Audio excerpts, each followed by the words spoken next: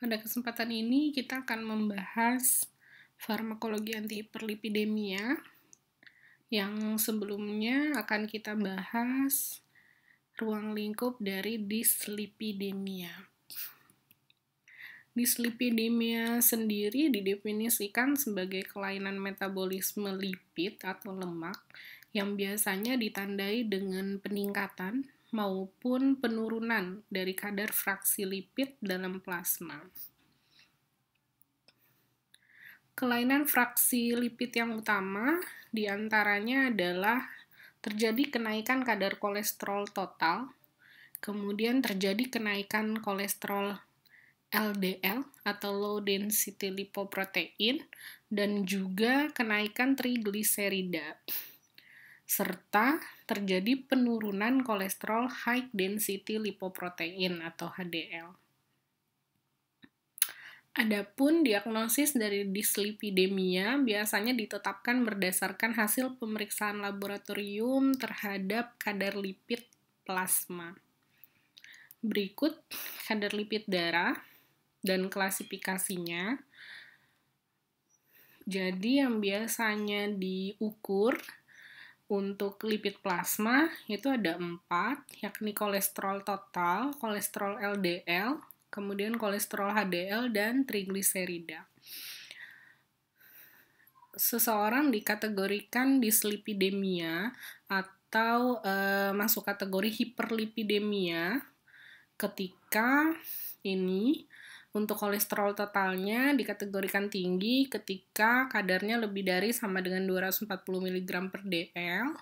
Kemudian untuk kadar kolesterol LDL dikatakan tinggi ketika lebih dari 160 hingga 189 mg per dl.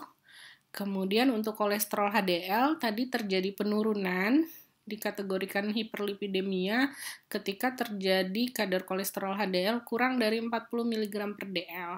Nah, kenapa ini malah terjadi penurunan?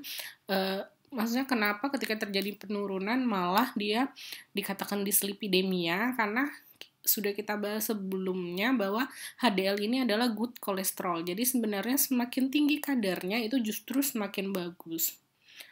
Kemudian untuk yang ketiga ini adalah trigliserida, dikatakan tinggi ketika kadarnya antara 200 sampai 499 mg per dl.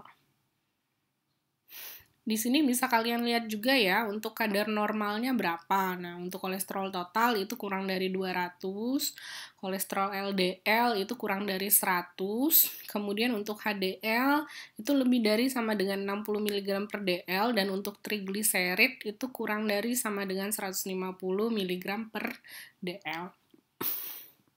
Nah, ini etiologi dislipidemia bisa disebabkan oleh genetik atau keturunan, dan yang kedua ini disebabkan oleh lingkungan atau pola hidup atau gaya hidup yang kurang baik ya, sehingga nanti bisa menyebabkan overweight gitu, berat badan berlebih, atau misalnya pecandu alkohol, dan juga berbagai penyakit metabolisme ini juga bisa berperan dalam kondisi dislipidemia. Nah, ketika terjadi peningkatan kadar kolesterol, trigliserid, dan LDL, ini bisa meningkatkan resiko cukup tinggi untuk terjadinya coronary artery disease atau CAD atau CHD, coronary heart disease atau PJK atau penyakit jantung koroner. Apa itu coronary artery disease ini? Biasanya kita sebut juga dengan aterosklerosis, yaitu sebagai hasil dari akumulasi atau pembentukan plak pada dinding-dinding pembuluh darah arteri koroner, yang mana dia fungsinya mensuplai oksigen ke otot jantung. Nah, ini biasanya aterosklerosis ini tadi akumulasi plak-plak lemak gitu pada dinding pembuluh darah arteri koroner tadi. Nah, sehingga kalau terjadi penumpukan plak gitu, terjadi aterosklerosis, nanti bisa mempersempit pembuluh darah itu sendiri, sehingga nanti suplai darah ke jantung gitu, yang mana dia juga akan mensuplai oksigen dan nutrisi ke jantung itu juga akan berkurang, sehingga nanti bisa menyebabkan penyakit kardiovaskuler atau penyakit jantung. Nah, ini tadi penyebab dislipidemia yang sekunder gitu, dipengaruhi oleh berbagai kondisi penyakit.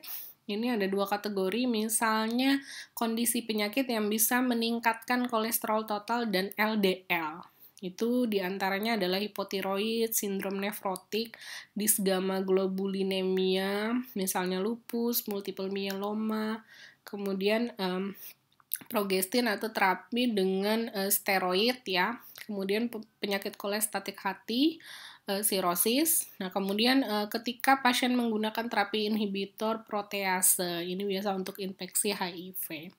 Nah, ini bisa menyebabkan gangguan atau kelainan lipid, di mana terjadi peningkatan kolesterol total dan LDL.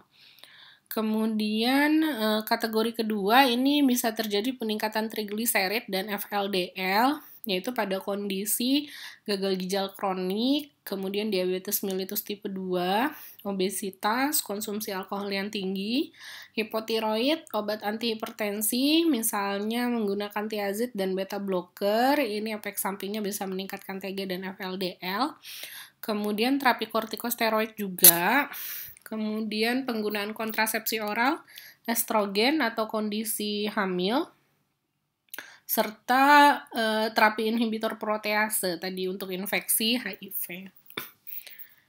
Nah, ini gejala dan keluhan dislipidemia. Umumnya tidak ada ya, jadi akan muncul gejala dan keluhan dari dislipidemia ini ketika memang kadar lemak dalam darah atau kadar lipid dalam darahnya sangat tinggi biasanya, baru nanti akan muncul beberapa keluhan atau gejala.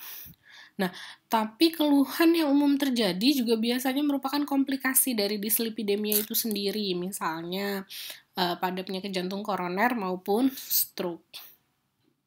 Oke, tadi kita sudah ketahui hal-hal yang berkaitan dengan dislipidemia, bahwa pada kondisi dislipidemia, pasien mengalami kenaikan kadar kolesterol, kadar LDL, dan trigliserida, serta terjadi penurunan kadar HDL. Nah, untuk mengontrol kondisi ini, biasanya pasien diberikan obat-obatan yang bisa menurunkan kadar kolesterol, LDL, dan trigliserid, serta membantu meningkatkan kadar HDL. Nah, ini biasanya golongan obatnya disebut antihiperlipidemia, atau juga bisa disebut hipolipidemik, yaitu golongan obat yang digunakan untuk menurunkan kadar lipida darah yang melebihi ambang batas normal. Adapun untuk dislipidemia sendiri, biasanya untuk terapinya ada 2 ya, jadi terapi non-farmakologi dan terapi farmakologi. Untuk terapi non-farmakologi sendiri, ada beberapa yang bisa direkomendasikan ke pasien, misalnya mengurangi konsumsi lemak jenuh, mengurangi konsumsi makanan yang mengandung kolesterol, kemudian malah meningkatkan konsumsi lemak yang tidak jenuh, kemudian meningkatkan konsumsi buah dan sayur juga. Nah, bagi pasien yang mengalami berat badan berlebih, ini dianjurkan untuk menurunkan berat badan, serta menganjurkan pasien untuk beraktivitas rutin, olahraga gitu, aktivitas fisik yang rutin. Oke, selanjutnya ini ya, pengaruh dari perubahan gaya hidup terhadap penurunan atau peningkatan kadar lipid. Nah, misalnya pada pasien yang tinggi kolesterol total dan kolesterol LDL, maka untuk menurunkan kadar kolesterol total dan kolesterol LDL tersebut, kita bisa merekomendasikan perubahan gaya hidup. Nah, diantaranya yang memang memiliki efektivitas atau pengaruhnya tinggi terhadap penurunan kadar kolesterol dan total dan kolesterol LDL, ini bisa kita lihat ya. Nah, ini. Jadi misalnya merekomendasikan untuk mengurangi diet lemak jenuh. Jadi mengurangi makan makanan yang mengandung lemak jenuh. Ini biasanya makanan yang berasal dari protein hewani ya. Nah, kemudian mengurangi makanan yang mengandung lemak trans. Lemak trans ini merupakan salah satu jenis dari lemak jenuh yang mana biasanya ditemukan dalam jumlah kecil, misalnya pada daging sapi, kambing, kemudian produk-produk seperti susu atau keju. Nah, ini juga direkomendasikan untuk dikurangi. Kemudian rekomendasi perubahan gaya hidup yang juga memberikan efektivitas tinggi dalam menurunkan kadar kolesterol total dan kolesterol LDL adalah merekomendasikan pasien untuk mengkonsumsi makanan yang mengandung fitosterol. Nah, fitosterol ini biasanya kita temui pada sayur-sayuran, kacang-kacangan, dan buah-buahan. Kalau pada sayur, misalnya kita bisa merekomendasikan wortel, kubis, kembang kol, dan ubi. Kemudian kalau di kacang-kacangan biasanya fitosterol ini terdapat pada kacang almond, kenari, kemiri, dan kacang mete. Untuk buah, biasanya fitosterol ini banyak pada jeruk, pisang, apel, ceri, dan juga buah persik. Oke, kemudian selanjutnya untuk pasien yang mengalami peningkatan trigliserida, ini perubahan gaya hidup yang bisa direkomendasikan dan memberikan efektivitas tinggi terhadap penurunan kadar trigliserid, diantaranya adalah menurunkan kelebihan berat badan, kemudian mengurangi asupan alkohol jika memang pasien ini sering mengkonsumsi alkohol, kemudian juga merekomendasikan untuk mengurangi asupan mono dan disakarida, jadi mengurangi makan makanan yang tinggi mono dan disakarida. Kemudian kepada pasien dengan kondisi kolesterol HDL-nya yang rendah, kita juga bisa merekomendasikan beberapa perubahan gaya hidup yang bisa memiliki efektivitas tinggi berdasarkan hasil beberapa penelitian. Nah, di antaranya ini adalah mengurangi asupan lemak trans tadi ya, kemudian juga meningkatkan aktivitas fisik, jadi merekomendasikan untuk berolahraga. Nah, kedua perubahan gaya hidup ini bisa direkomendasikan kepada pasien dan memang terbukti efektivitasnya tinggi untuk membantu meningkatkan kadar kolesterol HDL.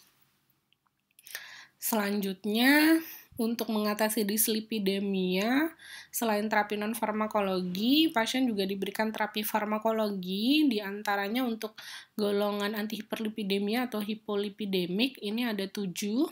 Yang pertama adalah derivat nikotinat, kemudian derivat asam fibrat, resin pengikat empedu, inhibitor HMG-CoA reduktase, ezetimibe, kemudian yang keenam asam lemak omega 3 atau minyak ikan, dan yang terakhir adalah inhibitor PCSK9.